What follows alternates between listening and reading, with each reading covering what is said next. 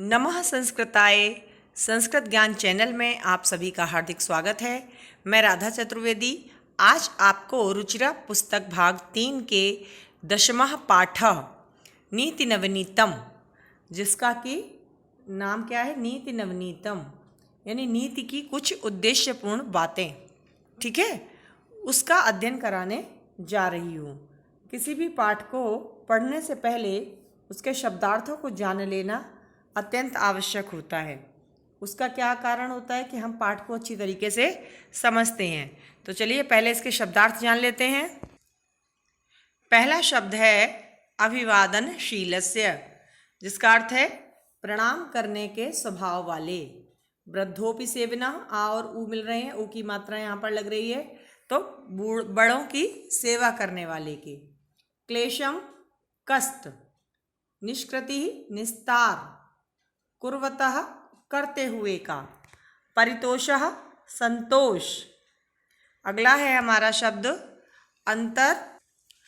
अंतरात्मनः, जिसका अर्थ है अंतरात्मा की, यानी कि हृदय की।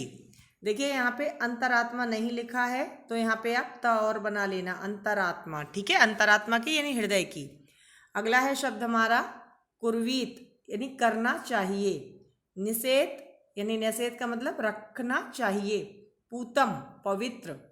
नृणाम मनुष्यों का। वर्ष शतहि 100 वर्षों में। समाप्यते समाप्त होता है। अगला शब्द है समासेन, जिसका कि अर्थ है संक्षेप में। और विधात का मतलब जानना चाहिए। विद्यात का मतलब जानना चाहिए। और सत्यपूताम का मतलब सत्य से पवित्र, यानी सच। तो शब्दार्थ हमने जान लिए। अब चलते हैं पाठ को समझते हैं। पाठ में क्या कहा गया है। ये जो हमारा पाठ है नीति नवनीतम, यह पाठ मनुस्मृति के कतिपय का मतलब होता है कुछ, कतिपय श्लोकों का संकलन है, जो सदाचार की दृष्टि से अत्यंत महत्वपूर्ण है। यहाँ माता पिता तथा गुरुजनों को आदर और सेवा से प्रसन्न करने वाले अभिवादनशील मनुष्य को मिलने वाले लाभ की चर्चा की गई है। यानी जो व्यक्ति सदाचारी है उसको क्या क्या लाभ मिलते हैं, इस विषय में बताया गया है। इसके अतिरिक्त सुख दुख में जो व्यक्ति समान रहते हैं, वो अपनी अंतरात्मा को आनंदित करने वाले का कार्य करना तथा इसके विपरीत कार्यों को करने वाले को त्यागना, सम्यक विचारोपरांत सत्य मार्ग का अनुसरण करते हुए कार्य करना आदि शिष्टाचारों का भी उल्लेख इस पाठ में किया गया है। तो इस पाठ का जो पहला श्लोक है उसको हम पढ़ते हैं। अभिवादनशीलस्य नित्यं वृद्धोपि सेविनः चत्वारि तस्य वर्धन्ते आयुर्विद्या यशो बलम्। यह जो पाठ में श्लोक दिया गया है, इसका अर्थ क्या है। अभिवादनशील से, अभिवादन का मतलब होता है प्रणाम करना। शब्दार्थ में हमने पढ़ा था प्रणाम करने वाला जो व्यक्ति है वो और क्या करता है, जो व्यक्ति नित्य यानी प्रतिदिन। वृद्धोपि सेविनः, वृद्धोपि सेविनः का अर्थ होता है बुजुर्गों की सेवा करने वाले की, है ना। जो व्यक्ति होता है तस्य माने उसकी, यानी जो व्यक्ति क्या करता है, अपने से बड़ों को प्रणाम करता है और बड़े बूढ़ों की सेवा करता है। तस्य माने उसकी क्या बढ़ती है, चत्वारि माने 4, चत्वारि का मतलब 4, वर्धन्ते माने बढ़ती हैं, उसकी 4 चीजें बढ़ती हैं। वो 4 चीजें कौन कौन सी हैं। पहली है आयु बढ़ती है ऐसे व्यक्ति की, दूसरा विद्या बढ़ती है ऐसे व्यक्ति की, तीसरा यश बढ़ता है, और चौथी चीज होती है बल।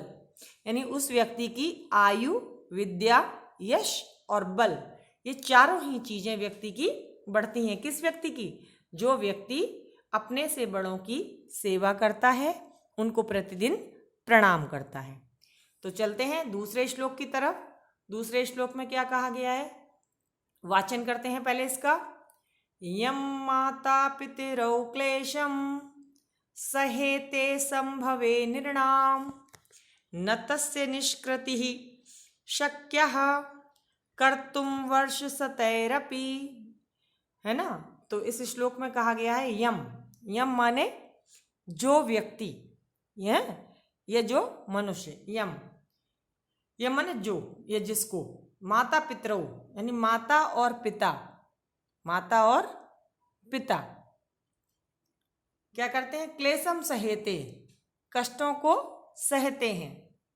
संभवे नृणाम, संभवे माने होता है जन्म लेने के समय, नृणाम माने मनुष्यों के, यानी मनुष्यों के जन्म लेने के समय माता और पिता जिस कष्ट को सहते हैं, बच्चों के पालन पोषण करने के दौरान जो कष्ट आते हैं उनको सहते हैं, उसका क्या होगा, न तस्य निष्कृति, तस्य निष्कृति का मतलब निराकरण, उसका निराकरण या उसका उपाय, न माने नहीं है, शक्या नहीं कर सकते, वर्ष शतैरपि, 100 वर्षों तक भी यदि आप उपाय करें तो भी अपने माता द्वारा और पिता द्वारा किए गए जो कष्ट उन्होंने सहे हैं आपके पालन पोषण में, उसका निराकरण आप लोग नहीं कर सकते। इसी क्रम में देखते हैं अगला श्लोक कौन सा है। अगला श्लोक है, इसका हम वाचन करते हैं। तयो नित्यं प्रियं कुर्यात् आचारस्य च सर्वदा, तयोर्नित्यं प्रियं कुर्यात् आचारस्य च सर्वदा, तेष्वेषु त्रिषु तुष्टेषु तपः सर्व समाप्यते। ठीक है, अब इस श्लोक में क्या कहा गया है, तयोः, तयोः माने क्या है, यानी कि तयोः का मतलब है उन दोनों, तयोः का मतलब उन दोनों, उन दोनों में क्या कौन कौन होते हैं, मम्मी और पापा, माता और पिता। नित्यम माने प्रतिदिन, प्रियम माने अच्छा या भला, कुर्यात माने करना चाहिए, किसका भला करना चाहिए, उन दोनों का, उन दोनों का किसका, माता और पिता का। और च माने और किसका करना चाहिए, आचार्य, आचार्य मतलब आचार्य का, गुरुजन का। सर्वदा का मतलब हमेशा, उन दोनों का यानी माता पिता का अच्छा करना चाहिए यानी भला करना चाहिए, और आचार्य का हमेशा प्रिय करना चाहिए। प्रियम का मतलब प्रिय करना चाहिए। क्या प्रिय करने से होगा क्या, कि उन तीनों के, तेषु यानी उन तीनों के संतुष्ट, त्रिषु माने तीनों के, तुष्टेषु माने संतुष्ट होने पर ही क्या होगा, तपः सर्व समाप्यते, जब ये दोनों तीनों लोग संतुष्ट हो जाएंगे तो आपके सारे तप जो हैं, सारे जो तप हैं वो समाप्यते माने समाप्त हो जाएंगे। यानी कि इसका उद्देश्य ये है कि मनुष्य जन्म लेता है, तप करता है, पूजा पाठ करता है अपने कल्याण के लिए, लेकिन यदि आप जब तप पूजा पाठ कुछ भी नहीं कर पाते हैं तो आप क्या करेंगे, अपने माता पिता को, तयोः का मतलब माता पिता को, और आचार्य से माने आचार्य को, हमेशा जब आप उनका प्रिय करेंगे, उनका अच्छा करेंगे, तो आपको क्या करना पड़ेगा, उन तीनों के संतुष्ट होने पर आपके सारे तप समाप्त हो जाते हैं, का मतलब सार्थक हो जाते हैं, यानी आपको तप करने की आवश्यकता नहीं रह जाती है यदि आपने इन तीनों लोगों को प्रसन्न कर लिया। अगला देखते हैं, अगला श्लोक लिखा है, सर्वपरवशं दुःखं सर्वं आत्मवशं सुखं एतत् विधात समासेन लक्षणं सुख दुःखयो। इस श्लोक के माध्यम से कहा जा रहा है, सर्व पर वशम, पर माने होता है दूसरा और वशम माने बस में, यानी सारे दुख हमें कब होते हैं, सर्व माने सारे, दुखम माने दुख कब होते हैं, जब हम दूसरे व्यक्ति के बस में रहते हैं। दूसरे के व्यक्ति के बस में जब हम रहते हैं तो हमें सारे दुख मिलते हैं।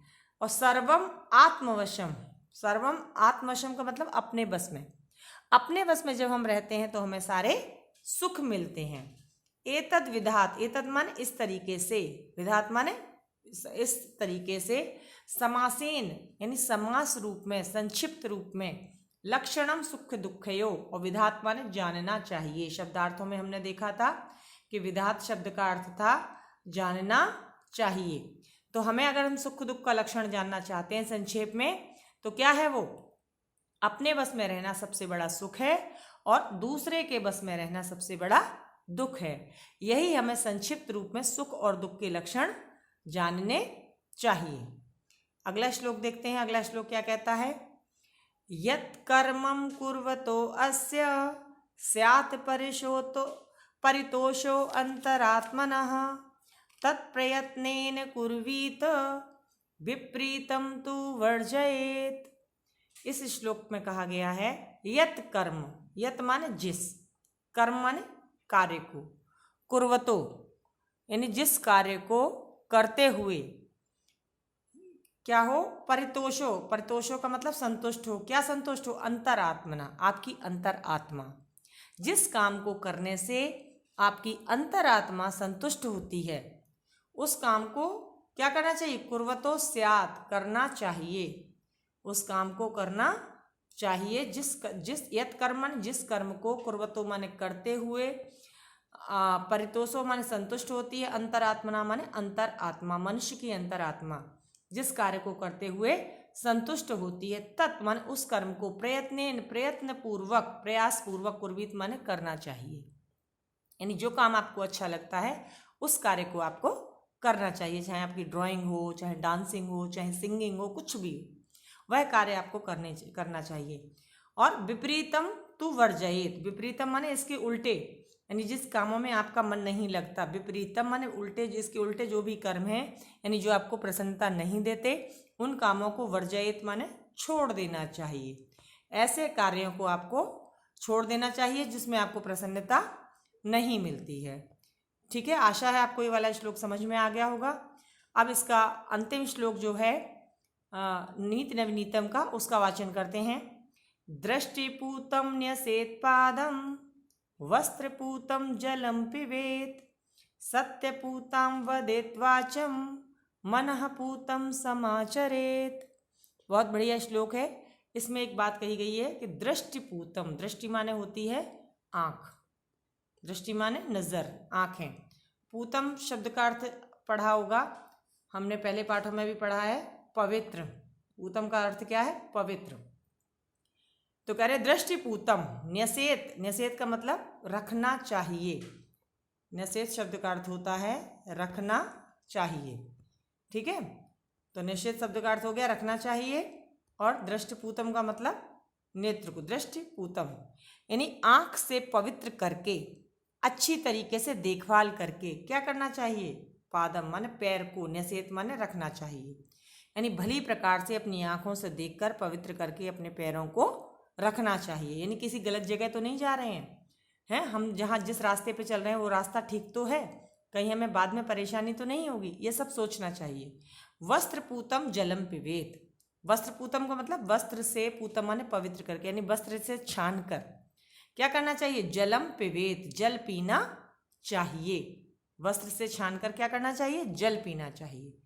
और आगे हमें क्या करना चाहिए, सत्यम पूताम वदेत वाचम, सत्यम माने सत्य से, पूता का मतलब पवित्र की हुई, वाचम माने वाणी, वाचम माने वाणी, सत्य से पवित्र की हुई वाणी, वदेत माने बोलना चाहिए, सत्य से पवित्र की हुई वाणी को बोलना चाहिए। मनःपूतम समाचरेत, मनःपूतम माने मन से पवित्र करके, पूतम शब्द का अर्थ कई बार आया है पवित्र करके, तो पवित्र करके क्या करना चाहिए, समाचरेत, सम और आचरित, आचरित का मतलब होता है आचरण करना चाहिए, यानी हमें व्यवहार करना चाहिए, यानी हम मन से कभी भी किसी व्यक्ति के बारे में बुरा न सोचें। तो इस श्लोक का अर्थ क्या हो गया, आँख से पवित्र करके पैर को रखना चाहिए, वस्त्र से पवित्र करके जल को पीना चाहिए, सत्य से पवित्र करके अपनी वाणी को बोलना चाहिए, और मन से पवित्र करके अपना आचरण करना चाहिए, यानी हमारे विचार, हमारे आचरण शुद्ध होने चाहिए, अच्छे होने चाहिए। तो आज हमने पढ़ा नीति नवनीतम, जिसके सभी श्लोकों का अर्थ हमने वाचन किया और उसके अर्थ को समझा। मिलेंगे अगले वीडियो में, तब तक के लिए नमः संस्कृताय।